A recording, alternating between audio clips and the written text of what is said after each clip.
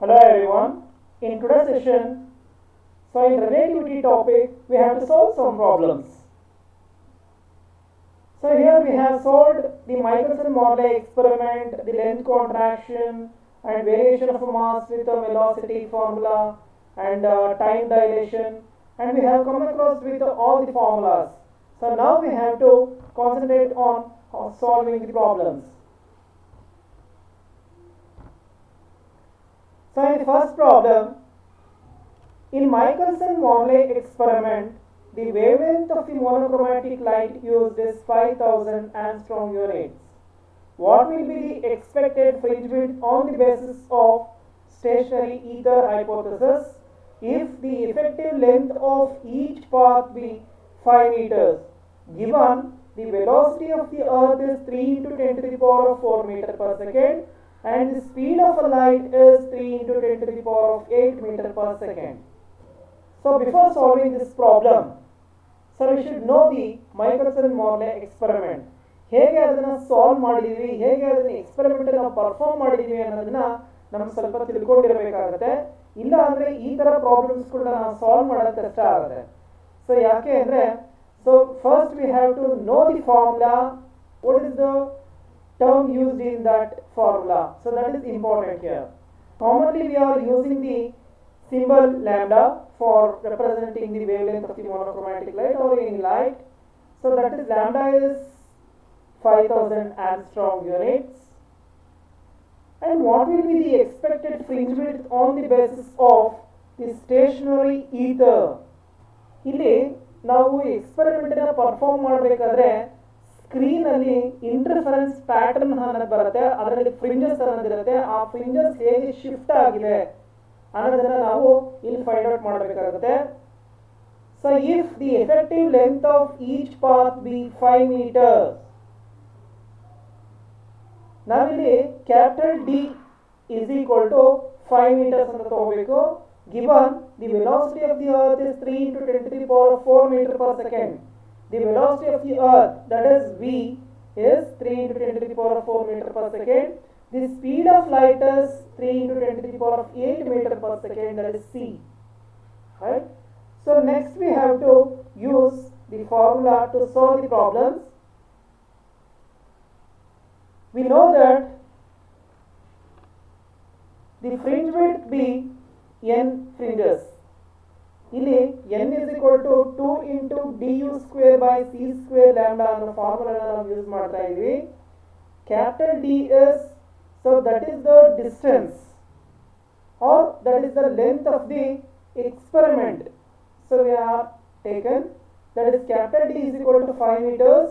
We have to use this, and u is the velocity of the earth. ಇಲ್ಲಿ ನಾವು experiment ಅನ್ನು perform ಮಾಡ್ತಾ ಇರೋದು with respect to the velocity of the earth.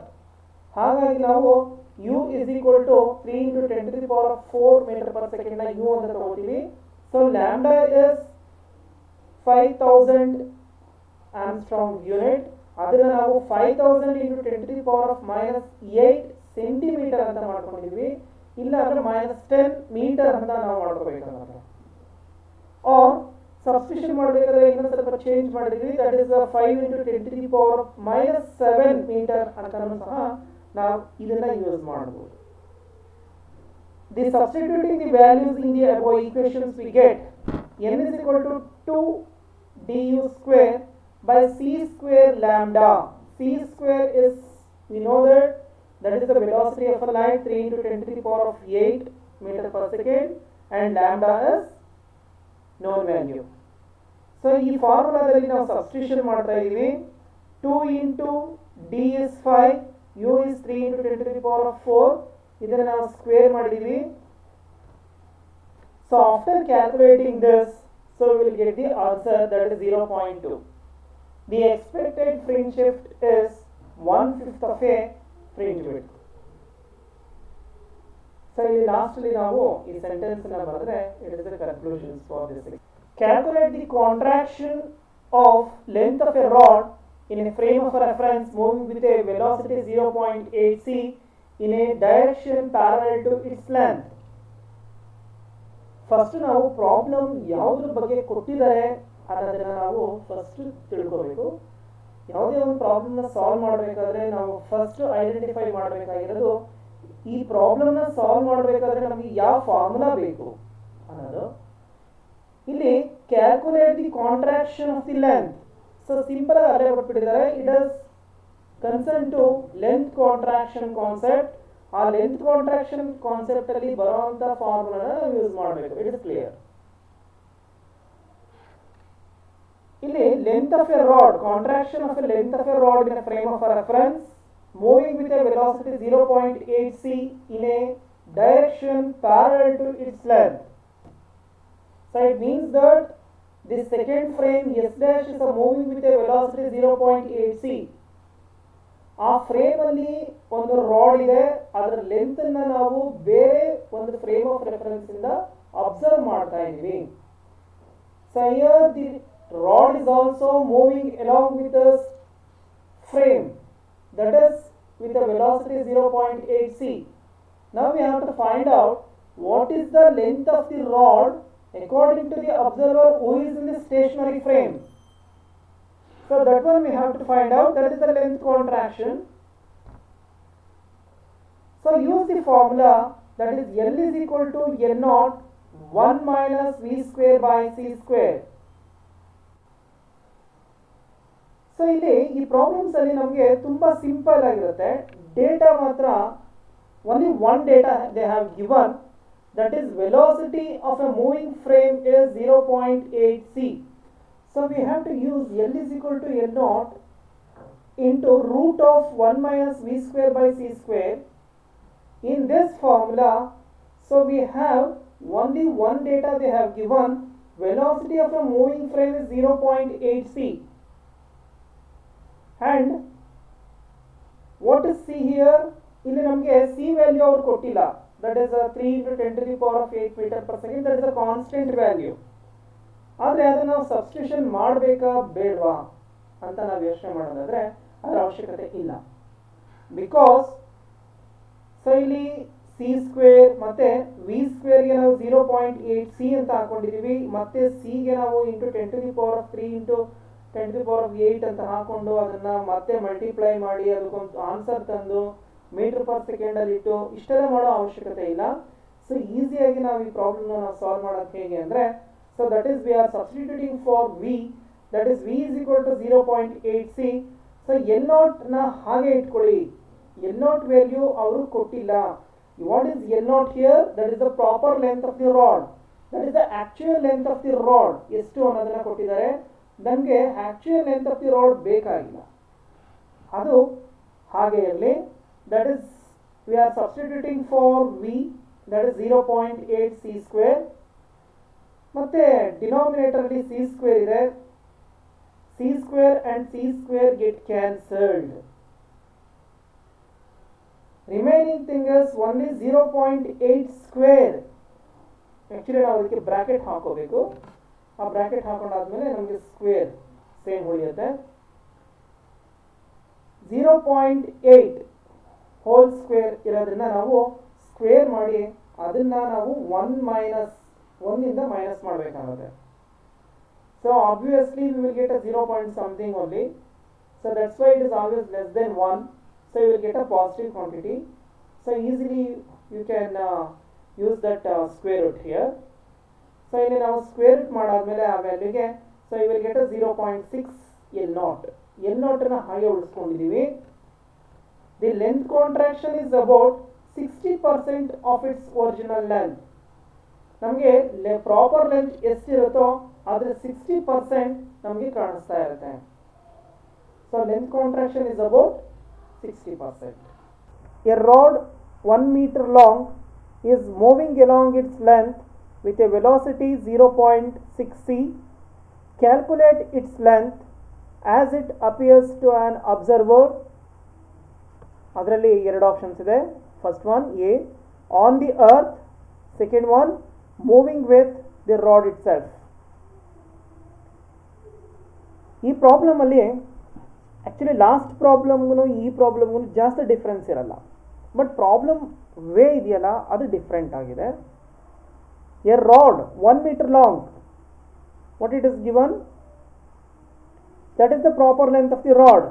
Proper length of the rod is 1 meter. 1 meter rod ಒಂದು ಫ್ರೇಮಲ್ಲಿ ಇದೆ, which is moving along its length with a velocity of 0.6 c.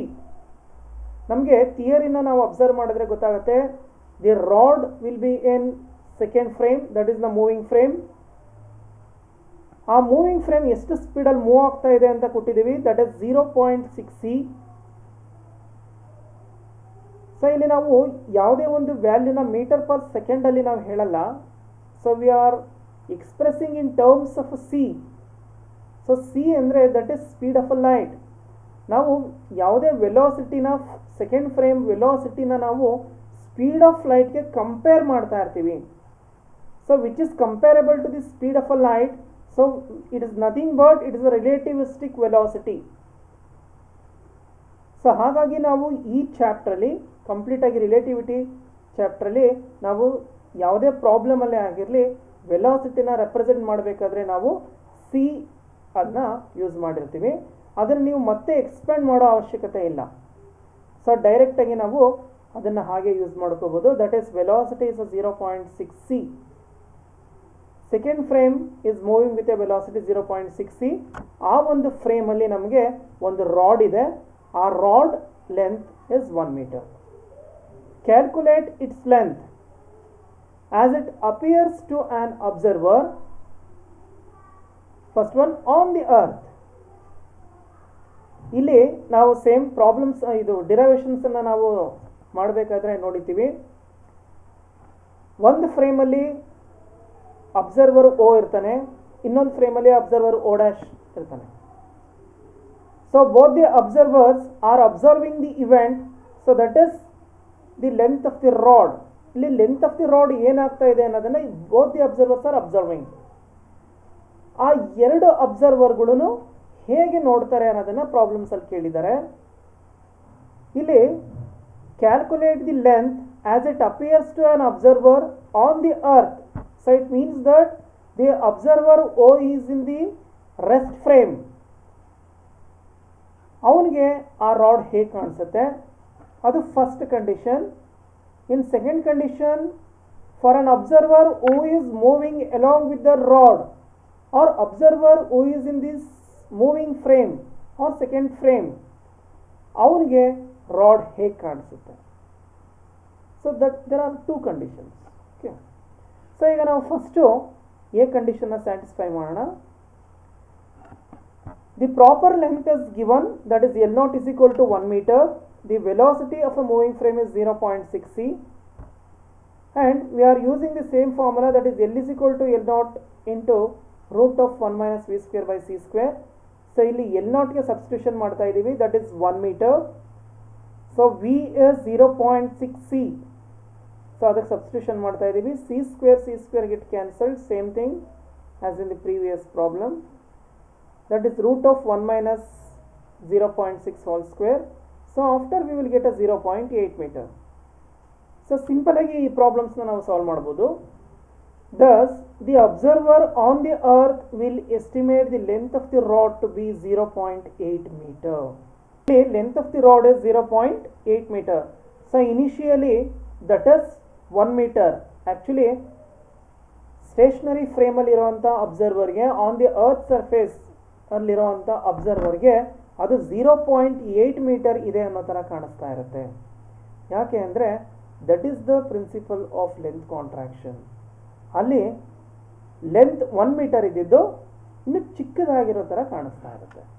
ಇದನ್ನು ನಾವು length contraction ಅಂತ ಹೇಳ್ತೀವಿ. This is the first condition. ಸೆಕೆಂಡಲ್ಲಿ B ಅಲ್ಲಿ ಏನು ಕೇಳಿದ್ದಾರೆ, an observer moving with the rod itself, its length would be same as its proper length. ನೀವು actually ಇದಕ್ಕೆ ಈ ಥರ ಸೆಂಟೆನ್ಸ್ ಬರೆದ್ರೂ ಆಗುತ್ತೆ, ಇಲ್ಲ ಅಂದರೆ ಸಿಂಪಲಾಗಿ ನೀವು ಆನ್ಸರ್ ಬರಿತೀವಿ ಅಂದರೆ, so that is 1 meter. Actually moving ಫ್ರೇಮಲ್ಲಿ ಇರೋವಂತಹ ಅಬ್ಸರ್ವರ್ಗೆ ಆ ಲೆಂತ್ ಆಫ್ ದಿ ರಾಡ್ ಸೇಮೇ ಇರುತ್ತೆ. So next problem, so how fast should a rocket ship move relative to an observer in order that its length may appears to an to the observer to be 99% of its proper length. ಇದು ಸ್ವಲ್ಪ ಡಿಫ್ರೆಂಟಾಗಿ ಈ ಪ್ರಾಬ್ಲಮ್ನ ಕೇಳಿದ್ದಾರೆ. But formula ಯಾವುದನ್ನು use ಮಾಡಬೇಕು ಅನ್ನೋದನ್ನು ನಿಮಗೆ ಅಲ್ಲಿ ಈಸಿಯಾಗಿ ಗೊತ್ತಾಗುತ್ತೆ. That is the length contraction. ಇಲ್ಲಿ ನಾವು ವೆಲಾಸಿಟಿನ ಫೈಂಡ್ ಔಟ್ ಮಾಡಬೇಕಾಗುತ್ತೆ. How fast should a rocket ship move relative to the observer in order that its length may appear to an observer to be 99% of its proper length. ಅಂದರೆ ಅದು ಎಷ್ಟು ಸ್ಪೀಡಲ್ಲಿ move ಆಗ್ತಾ ಇದೆ, the ಅಬ್ಸರ್ವರ್ಗೆ ಅದು 99% of the proper length ಅದು ಕಾಣಿಸ್ತಾ ಇದೆ ಅಂತ. ಹಾಗಾದರೆ ಎಷ್ಟು ಅನ್ನೋದನ್ನು ನಾವು ಫೈಂಡ್ ಔಟ್ ಮಾಡಬೇಕು, ಅದು ಎಷ್ಟು ಸ್ಪೀಡಲ್ಲಿ ಮೂವ್ ಆಗ್ತಾ ಇದೆ ಅಂತ. ಸೊ ಇಲ್ಲಿ L/L0 is equal to 99%.